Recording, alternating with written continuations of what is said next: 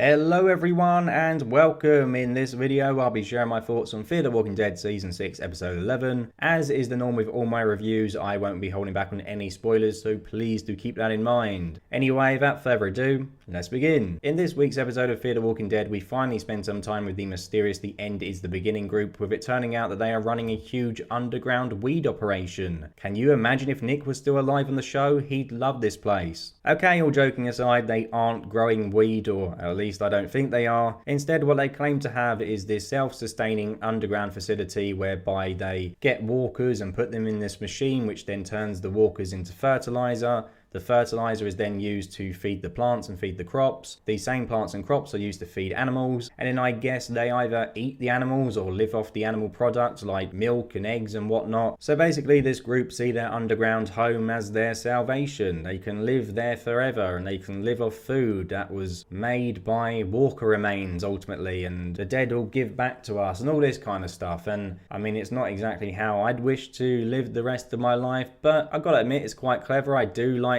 the approach they took to it. It's not something we've seen the show do with walkers before, so I like that. Alicia does question if it is sanitary using walker remains to ultimately make food and use walker remains as compost, but I guess if people all around the world use literal horse shit to help fruit and veg grow, and if they use it in compost, then this isn't really that different. And new character Riley, who is a member of this group, says that this kind of thing happens in nature all the time. So yeah, I don't really see using walkers for fertilizer as a bad thing. In fact, I think it's actually making really good use of them. At least it's doing something useful with the undead and, you know, with these annoying walkers. So yeah, I like that. I thought that was cool. Alicia, Al, Luciana and Wes spend a majority of this episode in the underground location known as the Holding. And to be honest, when this episode started, I kind of felt like I missed an episode, because last time we saw these characters, they were at Morgan's camp and they were about to head off and gather some intel about this group, and then this episode opens and they're suddenly there. The episode opens with the lift coming down and Riley says, "Oh yeah, I picked these lot up outside. I saved them and brought them here," or words to that effect, something like that. And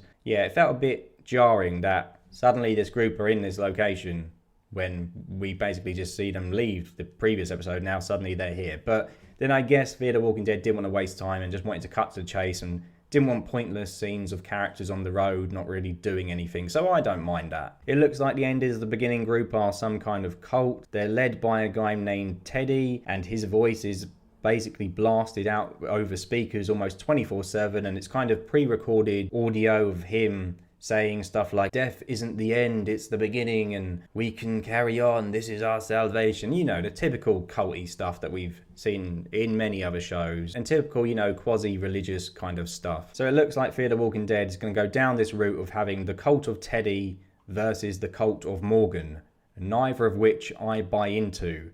Personally, I'm all about the cult of Alicia's ass.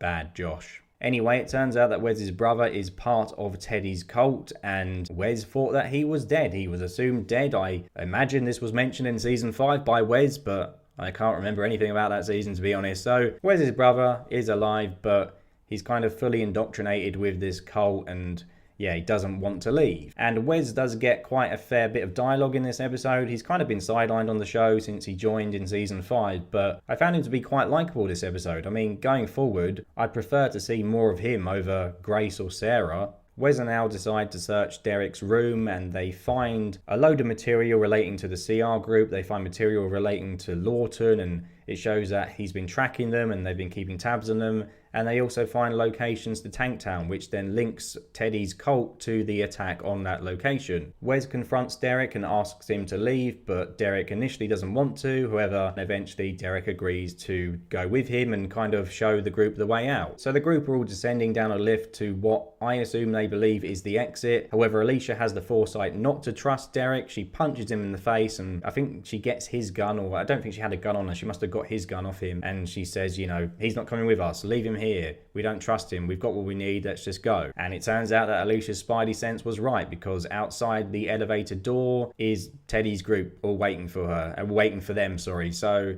Derek basically led them all into a trap. And although Wes's silhouette does appear at the start of the episode, and I guess you could make the case that this was a Wes episode because we learn more about him, more about his family, I think arguably the standout character from this episode is Alicia. Not only for the first time in a long time was she given stuff to do besides painting trees, she actually felt like the old Alicia, the badass Alicia before Morgan came along. I mean, she stabs a dude in his eye a la Madison, and then she kills the same guy by injecting him with some kind of device which drains your blood, which I think he says he's using for embalming. I mean, don't ask me, I've never embalmed anyone before. I also liked how when Teddy met her at the end of the episode, she didn't plead for mercy or beg for her life. She was just pissed. She didn't have any fear. And in fact, multiple times when he's talking to her, she just basically tells him to get on with his monologue and just shut up and get to the point. And I like that because it shows that Alicia is just done. I mean, she had to deal with that dude, Ed, in 6A, who was trying to save her and Dakota and basically trying to keep them hostage in his little house. In season 3, she was taken by Proctor John and forced to operate on him and forced to be part of their group. And in season 2, she was captured by the pirates. So Alicia is done being taken by other groups and recruited by them,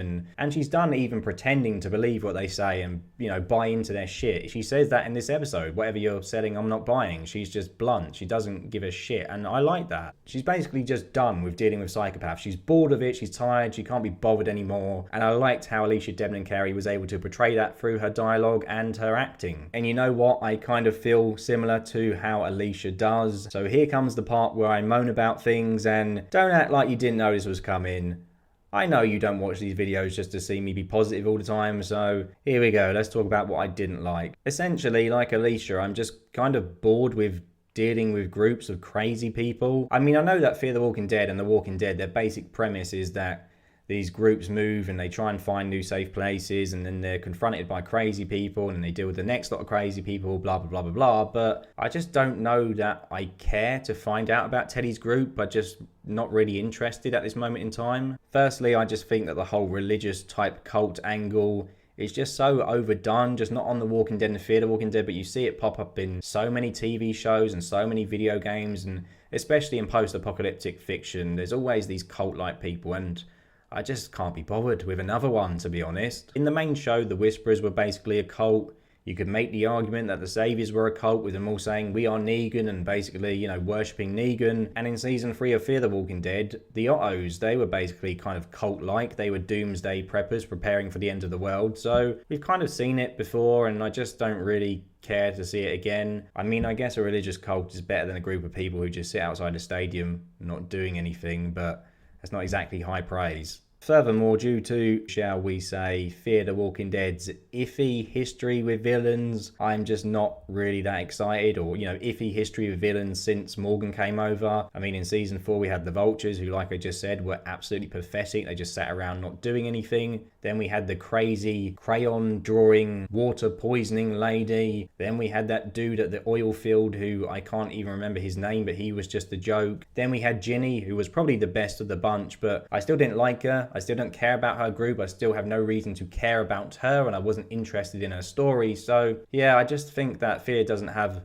good history with villains, and because of that, I just can't be bothered to get invested into this new group. Whilst I'm on the subject of things that I didn't really like, I don't understand why Alicia didn't leave the holding with the rest of the group at the end of the episode. So basically what happens is that the protagonists are trying to get away from Terry's cult. They end up going into this room which is full of embalmed walkers. Al says that the fluid within the walkers is flammable, which I guess is a result of the embalming process. So they basically start slicing open all these walkers and all these liquid spills on the floor, and then Alicia says that she's going to light the place on fire. And she does so while standing in the middle of the room, and she tells everyone to leave, but they all leave out the back door. So why not just go out the door and throw the match in and light the place? Why stand there and in the middle of the room? I don't understand. And, you know, she also didn't come out with any burns or any major injuries, and I don't know how she achieved that. So yeah, that didn't really make any sense to me. She's just stands there and, you know, she's like, go, you need to go. And I'm like, well, no, you can just go with them.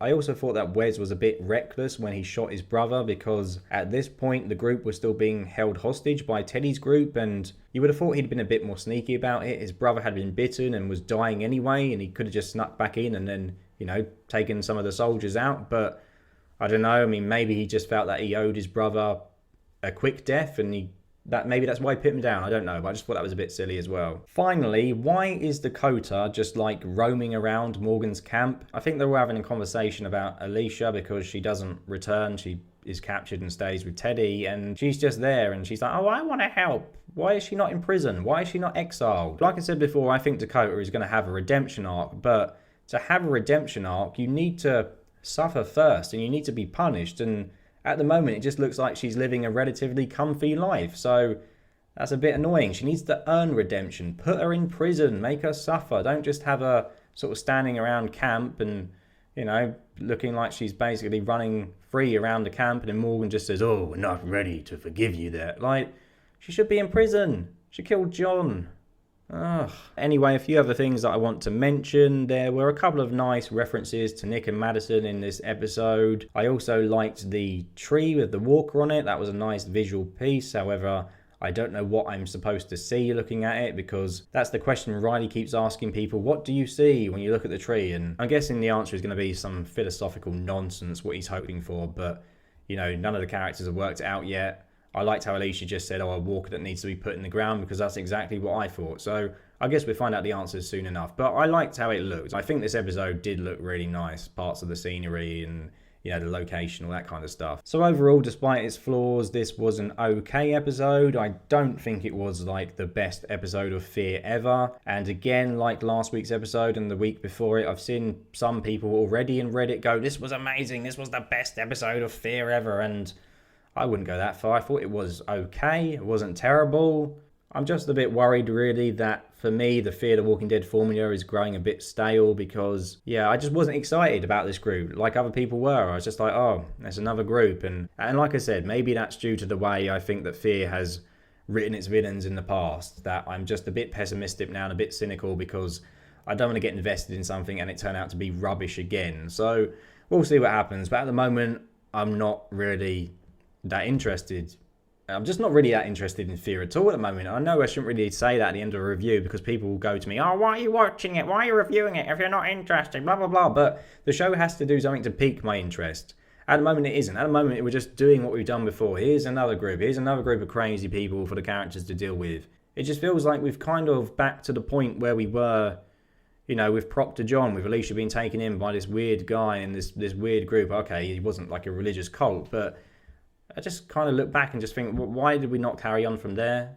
You know, here we are now with another group. You already had one set up, and then you rebooted everything, and I don't know. We'll see what happens. Like I said, this episode was okay. I didn't hate it.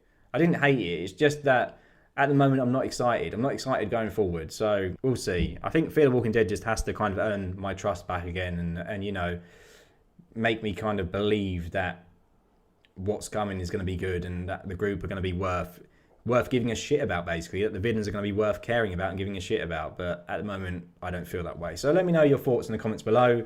Do you agree with me? Do you think I'm perhaps being too harsh on this group? Whatever your thoughts are, let me know. And I shall see you all very soon. Take care. Goodbye.